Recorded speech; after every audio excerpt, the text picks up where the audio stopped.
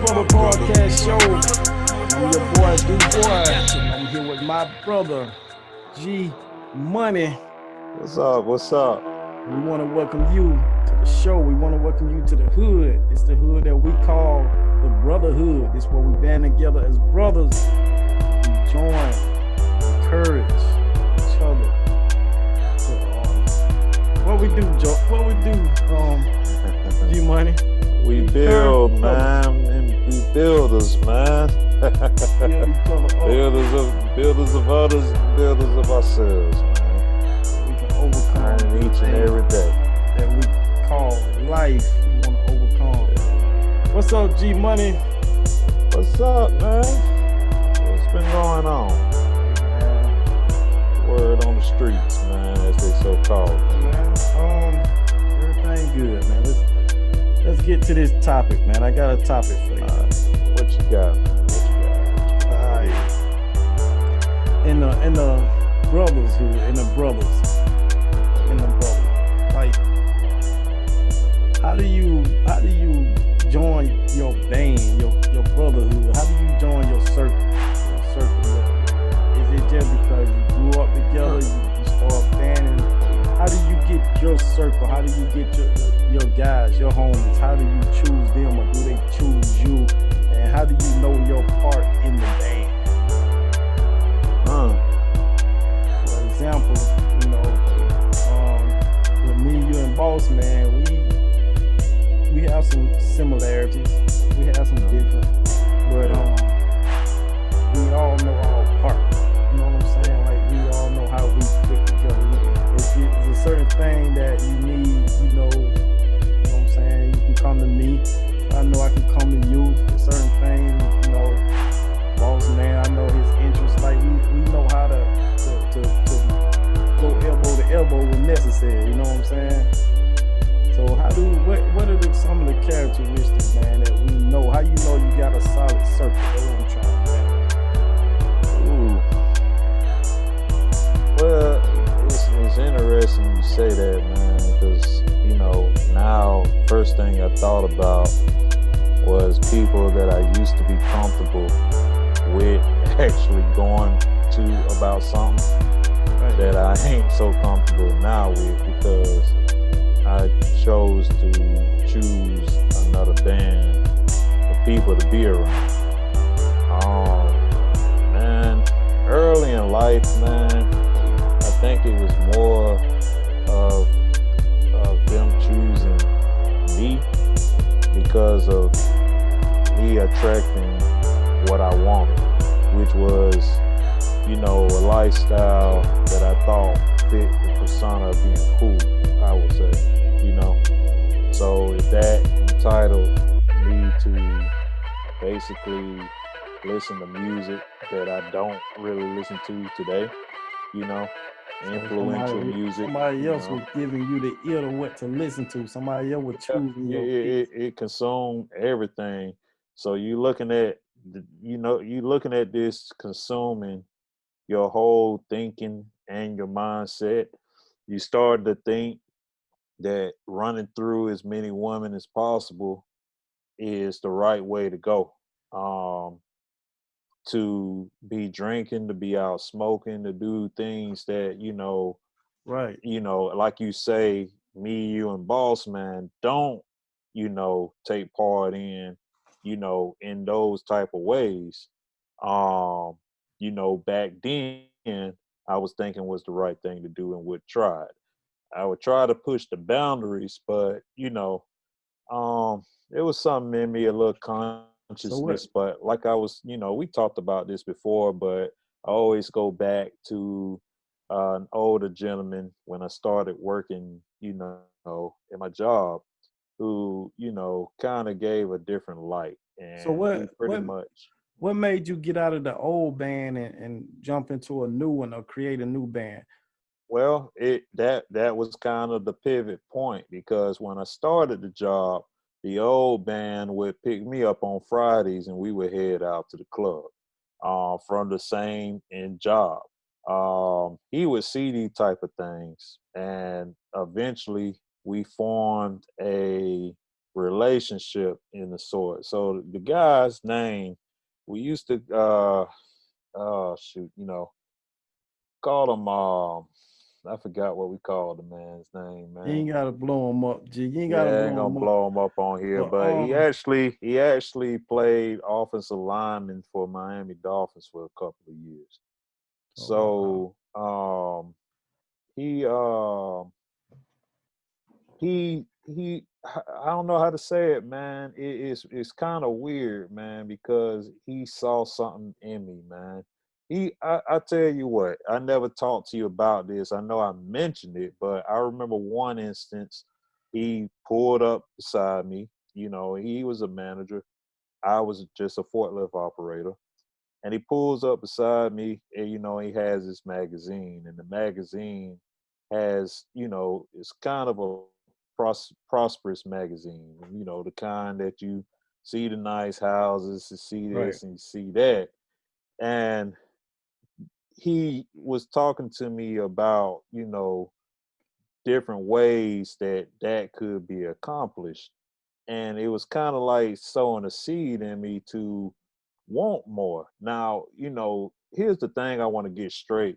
It's, those things, what he placed in me were goals.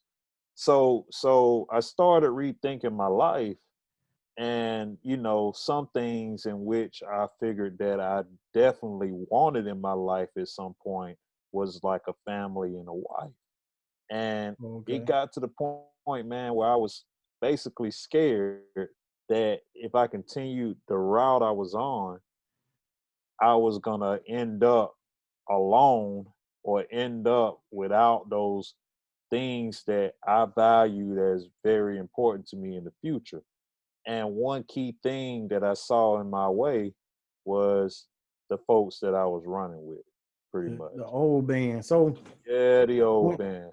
let me break it down. When we talk about the band of brothers, we talking about that circle. That's why the show called the Band of Brothers. We want to put all the brothers in a circle, and we want to help each other inspire, encourage each other to do and become and live a better life. That's why we call it a band of brothers, because the circle of brothers that, hey, you may not have right now in your circle good brothers, but right here That's you right. got some good brothers. So um so you saying in your old circle them brothers didn't want, or they didn't desire to have the things that this brother Uh, right here was introducing you to. man. Yeah, man. And, I can tell you one thing. What I started with was actually being committed to the lady I was in a relationship with. So, right there was ridicule because now I'm starting to try to practice, the way I want to be. So if I want to be married one day, I need to act, loyal. You see what I'm saying, to the Yeah, yeah. person in a relationship The with. character had to change. Exactly. So it wasn't not intentionally. It was a change within in which I started to practice what I wanted. Right then, it brought immediate ridicule. I remember the first time, one of the hardest things was when I turned them down for the club. And they didn't believe me, man. They came out to pick me up anyway, and it actually turned into an argument because I didn't want to go. But years later, man, it kind of baffled me on how that had arose. But at Yeah. the time and point, um, it was kind of hurtful, man, because I was making a transition to basically not just not go to the club that night, but in all nights, hanging out with them You as just was frequently as I done. had done. You was done. I was done, and it it hurt because it seemed as if I was pushing them off for no reason. They couldn't understand it. It makes sense, man. Oh yeah. Oh yeah. Yeah, it kind of was a guilt trip. Like, man, why are you doing this? It's like because they didn't do nothing to me. It was me thinking, for myself. and knowing what was better for myself and what I wanted, you know, in the future. And I can tell you that, it was the right move because I see where they are. And some of these guys are family members, man. You know, cousins. We grew up, but we were like brothers. Yeah. Growing up together. But Yeah. I see where these guys are, and even if they don't see me as winning, I see myself as winning. I mean, Cause you got the band. I have the right woman in my life. I have, beautiful children. And a stable life. It's not perfect, but it's a stable life where theirs is not so stable. And Mhm. and it's just I feel like I'm headed in the right direction. Even though I I haven't got you. gotten where I want I to be, got you. I'm headed. I got you. I agree with you, man. Uh, but see, I don't. Let's say this. That's a part of becoming a man. Hmm. When you start realizing that you yourself are maturing to where you're not gonna allow the members in the band to tell you or to dictate to you um who you are. Once you become Yeah. settled in who you are, then you'll know your place in the band. That's what I was trying to get at. So if you are in the band, if you in a clique, if you in a group of your homeboys and you don't know your role, then you probably gonna just keep tagging along for years. Hmm. Um, I mean, most band of brothers gonna have a funny one. One person might be real um visionary, you know what I'm Yeah. saying? Another Yeah. one may be um real analytical. Yeah.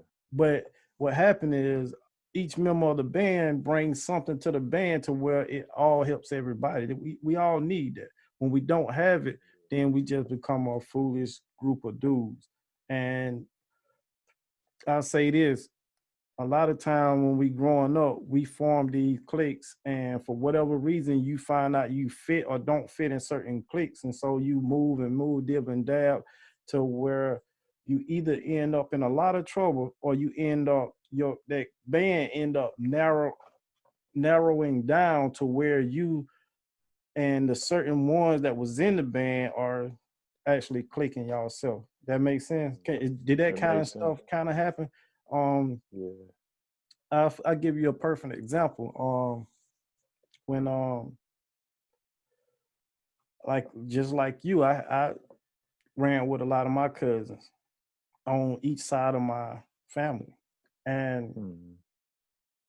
certain ones matured faster than others, and you have to have that choice. When I was with one group on my mom's side, I behaved one way. When I was with my dad, I mean the group that was on my dad's side, group of cousins, like I got into other things, and you have to choose as you're growing up, you maturing and you start deciding, what you want, what characteristics of person that you want around you.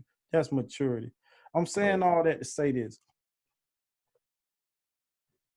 As becoming or as you are a man, usually what happened with us, we get into some kind of heated discussion and we start falling out, and then the brothers don't speak for moments of time. I think we see Yeah. that a lot in movies, right?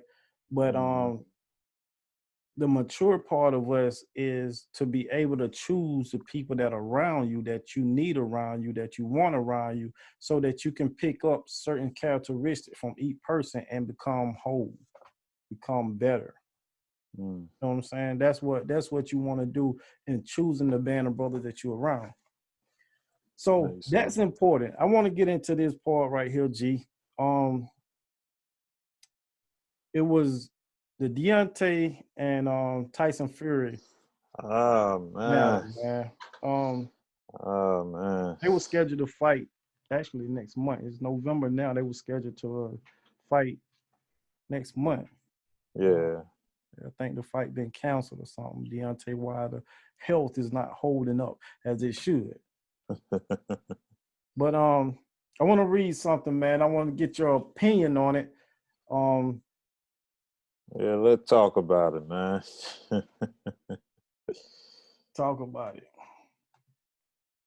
Yeah. So, Deontay Wilder, man, is like. Let me just get started, right? The first fight they fought, pretty balanced fight. I think Tyson Fury was coming, just getting back into boxing, right? You remember the detail, G? I think Yeah, Tyson Fury was just coming yeah, back he was into coming boxing back. from Yeah, he boxing. was coming back into boxing. Uh-huh. And what ended up happening was that first fight, they went the distance, right? I Yeah. think Deontay Fury got a few knockdowns Uh-huh. on Fury. Yeah. You know, it was a balanced fight. They ended up being a draw. I think a lot of people was um back and forth with it because help me out, G. They was back and forth because Tyson Fury got knocked down twice, but the fight Yeah. ended up being a draw. Being a draw. Yeah. So they were thinking that, basically the judging was like off on that, and wondering where the decision came from on that with him being knocked down that many times and not gaining points on that. Right.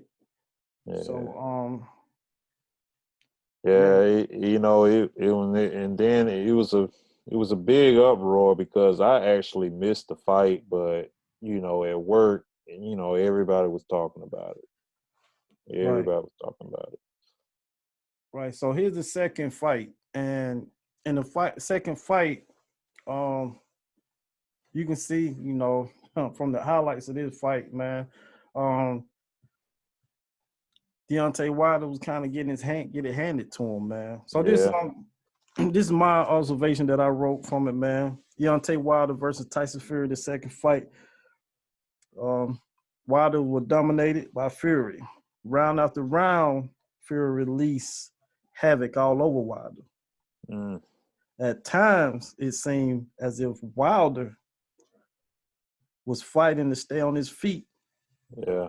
while Fury was fighting to knock him out.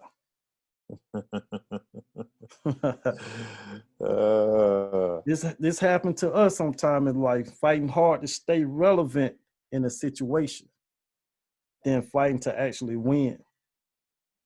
But when you're a warrior, that's exactly what you trained to do, right? That's uh, what you trained to do, to stay in the fight, to keep fighting yeah. even when you're tired. Uh, The problem is, even though you may be making it through each round, the toll it takes on you makes it hard for you to continue to fight. So when you start um, looking at this thing, man, hey, I get it, man. Like this yeah, was some kind hard of stuff, man. kind of And brutal, man. but listen, y'all, listen. I don't think Deontay Wilder ever had a fight like this, man, where somebody was that fearless towards him, man. Especially when you fought this dude before and you got two knockdowns on him. Yeah, He don't even look yeah, like the same person in this fight, man. yeah. He don't. Um, this brings up a point, man. We talked about it before. I mentioned it to you, but discussing it with you about 50 Cent and a story that comes up with him. And the reason I'm bringing it up for people that don't know, 50 Cent was he's a big boxing fan. He was heavily a boxer coming up. So he pretty much brings up a story with Floyd Mayweather where he basically stepped in to prevent something like this. So you have the favorite, and sometimes what the favorite can do is get into the ring with someone who's hungry, like Fury is in this case, Hungry. and someone that's focused, the underdog who's hungry, basically is coming in there to knock you out. You Oof, know, they man. you have everything they want. You know you have everything, and all they can and they're like, how many rounds? 8 rounds from getting it. If they Yeah. can just wear you out, they 8 rounds from getting it. So um, he saw Floyd with this nonchalant type of attitude, like he didn't have to get himself prepared for the fight like a normal fighter would, and he stepped over to him and kind of encouraged him by reminding him that the guy who's in the locker room across the way is there to knock him out. He's there to take food off of his children's table and put it on his table. Right.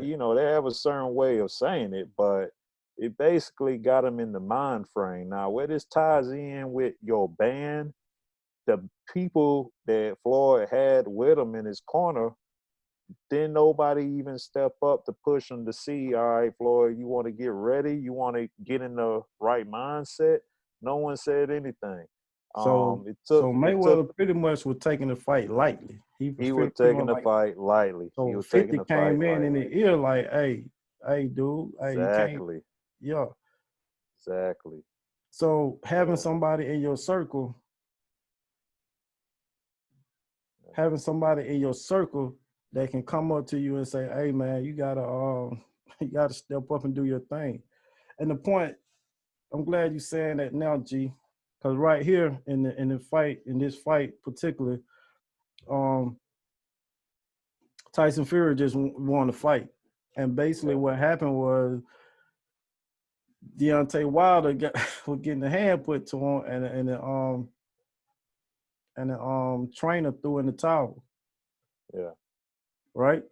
Yeah. That's right. Throw it in the towel, and And that's if you could see, Deontay Wilder was like, man, the way he was looking was like, why you do that? yeah.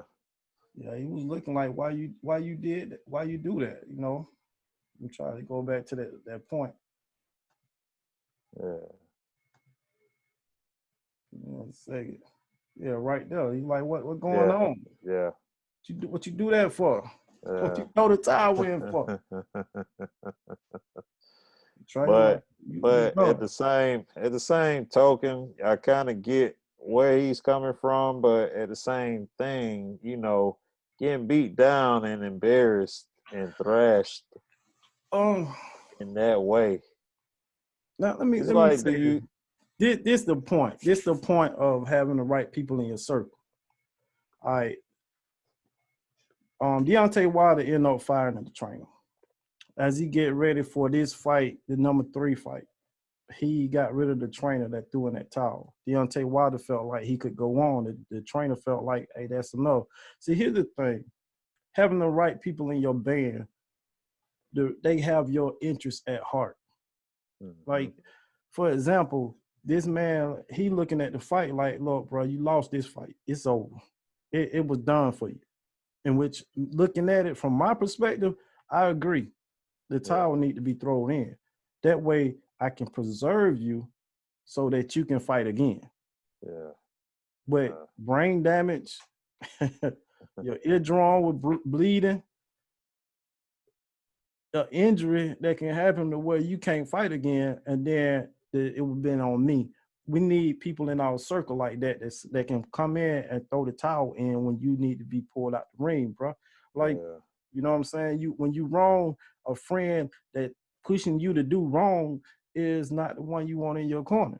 You want the right person in your corner, the one that can pull and say, hey, bro, it's time to pull out. Even, Yeah.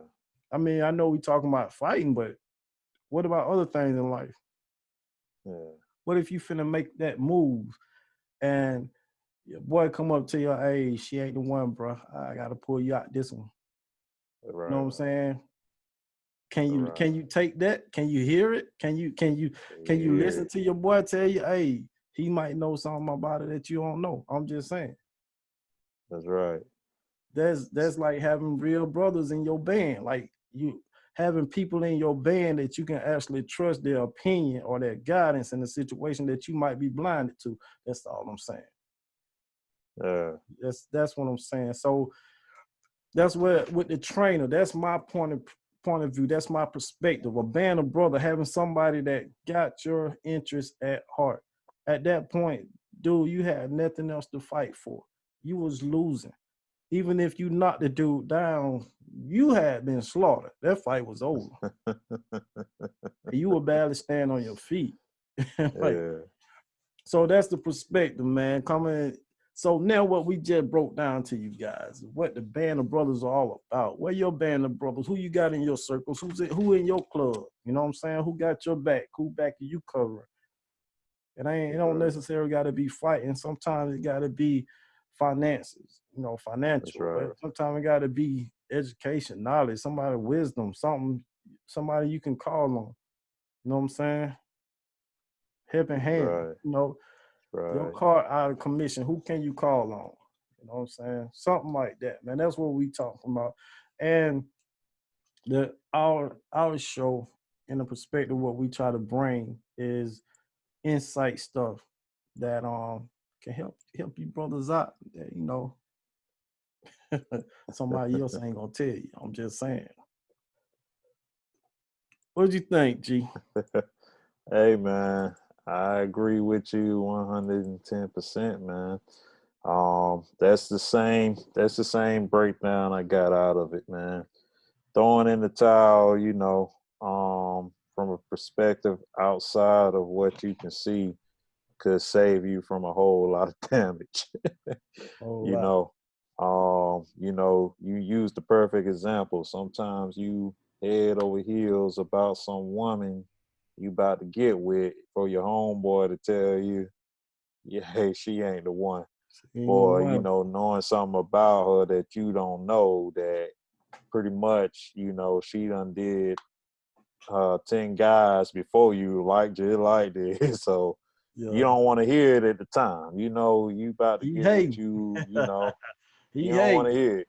So, and with this fight, it was a lot on it, a lot of, racial things, a lot of, political things going on with the fight. So, in his position, he felt like he couldn't, lose. Like he had to find some type of way, I but it got wasn't this. working no way.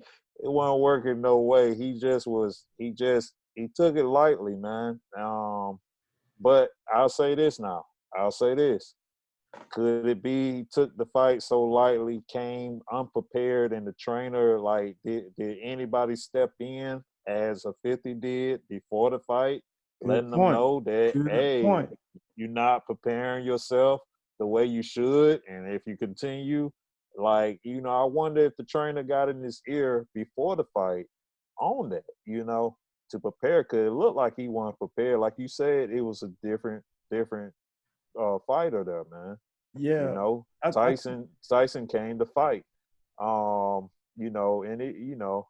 it basically comes down, and it breaks any race or any color or anything of that nature. It's just who's prepared is, and whose focus is the one who usually comes out victorious. Well, boxing one of them sports, man, that is all on you, man. Like other sports, you got teammates and you can kind of like bounce or build up motivation and momentum from.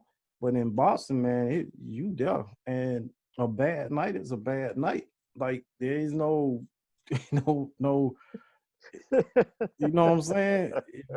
You know how you come to work and it's It is just a what it bad is, day. huh? You know, that ring, man, is you come in there, it's a bad day, it's a bad day. Like you got to fight through it. Like it ain't nobody else to build up momentum off of. Like now, when it comes to training and boxing, they do a lot of studying.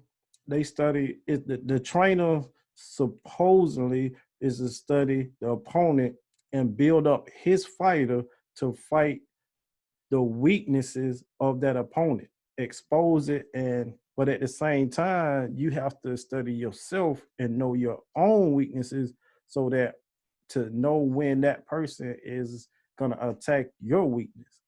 Yeah. So it's a head game that go into boxing too. That's the other thing. Tyson Yeah. Fury was known to box, to actually study boxing. It has Yeah. been said by announcers, I mean analysts, sports analysts, that Deontay Wilder is a slugger, a heavy hitter. The skill of boxing is not his strong point. Mm, So when you have fighters like that, what end up happening, they end up getting in like long ring fights, and the first thing that goes is technique. When you in that round, like I said, you one on one, and your technique gone, you just left slugging. yeah. Matter of fact, it remind me. I'm a big chess fan.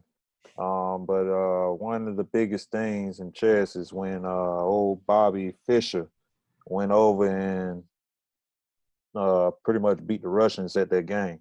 One thing that he done is the tactic that he used, and chess is pretty much close to boxing. It's a one-on-one matchup. You know, there is professional chess, and that's what I'm talking about in the world championships.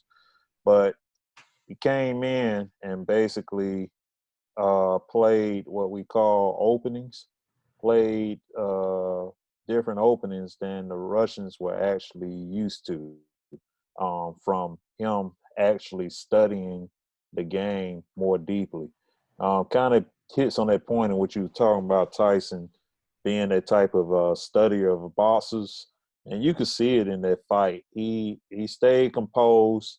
It looked like part of his plan was to go the distance. You know, a knockout was just the byproduct of, you know, him staying focused and staying disciplined Yeah, for as long. Matter of fact, I tell you what, you know, in the beginning of the clips, man, you start seeing Wilder actually losing focus and not being disciplined by trying to take hits that were just swings to the air because he just trying to land a good one without being disciplined to wait for that opportunity. He was trying to force it. And he kind of took the wind out of himself. One of those hits, he swung, missed, and shoot, it looked like he almost knocked himself out. It looked like he stumbled a little bit off of that, you know, when he missed. Um, you know, yeah. yeah, man. So So a lot was going on. I mean, once you yeah, get into that part where, you know, you ain't your legs and technique gone, hey, it come off from underneath him, man. just slugging. You know, the stuff that was working before wasn't working in this fight. And sometimes, and I think that was the other thing that could have been um misleading. When he fought Tyson Fury the first fight, Tyson Fury was out of boxing for a minute, a little bit Yeah. rusty, and you went the distance with him. Hmm. So at this time, you come in like, I just got to slug more. I just got to throw more haymakers, Yeah. and that wasn't it. Yeah. That wasn't it. That dude actually he looked better. Tyson Fury looked better in that Looked fight. it better. Yeah. Uh-huh. He was more disciplined, and Yeah. he seemed like he was on the feet work, you know, was Yeah. better. He stayed on his feet better. But I don't know, man. That next, if they ever fight again, I don't know, man. I'm curious of what um I'm curious of what actually Tyson, what Deontay. I'm curious what Deontay Wilder would actually strategy would be with a new trainer Mm. and everything. I wonder how he would approach this fight. Well, I imagine a lot of opportunities to approach it right has come in his circle. I imagine there's opportunists that has come in his circle to offer him, you know, a different view of stuff that he could have done differently. But it all gonna come down to him in an acceptance that he can't return to the ring like he did this last time. So Yeah. when he decides he needs to, change something up here, he'll start listening to, a new crew, a new band to actually supplement what he needs from others to actually get himself in the right mind frame. So it'll be interesting, but I know that people been in his ear about what he could have done better. Some good ideas, some probably terrible stuff, where people don't know what he's talking about. But I'm sure a Well, whole bunch of stuff done came to his circle I'm glad you already. said that. Yeah. People have been in his ear. So they Yeah. have been in his ear, huh? He been posting stuff. Wow. Some of the stuff he was posting, Oh, man. okay. Yeah. He in a series of bizarre comments, Deontay Wilder demanded a rematch with Tyson Fury, claimed his water was spiked, and accused his opponent of using loaded gloves in their most recent fight. I Wilder heard about the said Fury loaded was gloves. scared of honoring the agreement between the two heavyweights for a third fight. A week after Fury announced his next fight would be in London on December the 5th against a yet be named opponent. The opponent, the champion said, is unlikely to be Wilder. All right, man. This ain't the first time he actually said something. Deontay Wilder. He has made the comments of saying that his bicep was torn. So he fought that last fight injured. He said that in the beginning of this fight, all the stuff that he had on was too heavy. It wore him down before he even got in the ring. Now, let's talk, man. Your band of brothers should be straight honest with you. You ain't ready when to you're fight, wrong, bro. you're wrong. And when you lost, you lost. You lost. Somebody should be telling it, bro. Hey, nah, bro. Sorry, bro. You got to hand it to you. Hey, man. Look like he headed the wrong way then, man. I mean, you listen to the. So what happened there? This is what happened when you have the wrong people in your circle. Be honest with you. When you wrong, people tell you you're right. When you doing wrong, they encourage you in your wrongdoing. So you don't have a clear head to when it almost like this. When somebody that you respect and love and you know they care about you tell you wrong, you even though it make you mad, you will stop and listen. Well, maybe I need to really reconsider this thing at some point. But when you got yes man all around you, you doomed, bro. It's almost like, yeah, we love you, but fall. We seen it happen too many times to celebrities. Shall I not speak of Michael Vick? But these kind of situations. I ain't gonna hold it too long on G Money. Let's get out of here, man. But sum it up for us, man. What we trying to get? What we trying to get to? What we talking about? Trying to get to, man, can be simplified in one conclusion, man. Your environment creates you. Your environment is a big part of who you are. And your environment consists of other people that will be around you. And if you want to get somewhere, you have to start off where you at. And you need to look around at people who with you. And just do simple mathematics and see where that gets you to where you're trying to get to. All right? But definitely your environment creates you, man. Your environment plays a huge part in who you are. That's it, man. That's it. Pick who in your circle. Don't let people pick you if you don't want to be in that circle. Right. Pick your band. Pick your drummer, pick your bass player, pick your band. Don't let people pull you into a band you don't want to be in. Yo, and play to win. Nobody play to lose. Gotta know when you're winning. This is our show for the night. We are the Band of Brother podcast show. And we wanna been a minute, but we wanna know we got stuff cooking. We wanna lay some stuff out for you guys, and we want to keep you encouraged. Remember, man, you were made for greatness. You were made to be great. You were made to be in a winning band. You were made to actually make things around you prosper. But you can't do that if you always in a bad band, doing bad things, like pushing bad news. Like, that stuff gonna eat at you, it's gonna pull you down, bro. We want to encourage you, man. Be uplifted. Keep That's your mind, right, man. Keep your eyes open. Look at the people around you. Get behind something good, support it. That'll make you feel good, and it actually make you become a better person in this society, man. That's what we need. We need brothers. We need men that can stand up, man. So I'm just encouraging tonight, man. So that's our show for the night. G Money, you got everything to.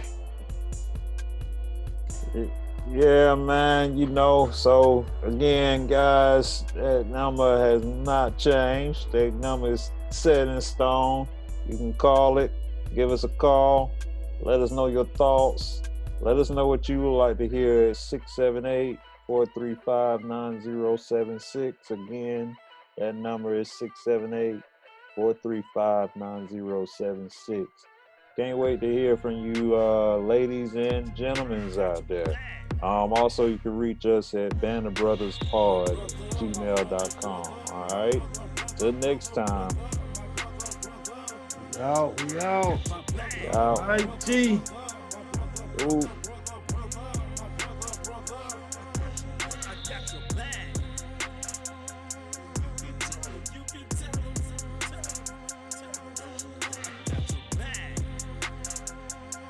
my brother.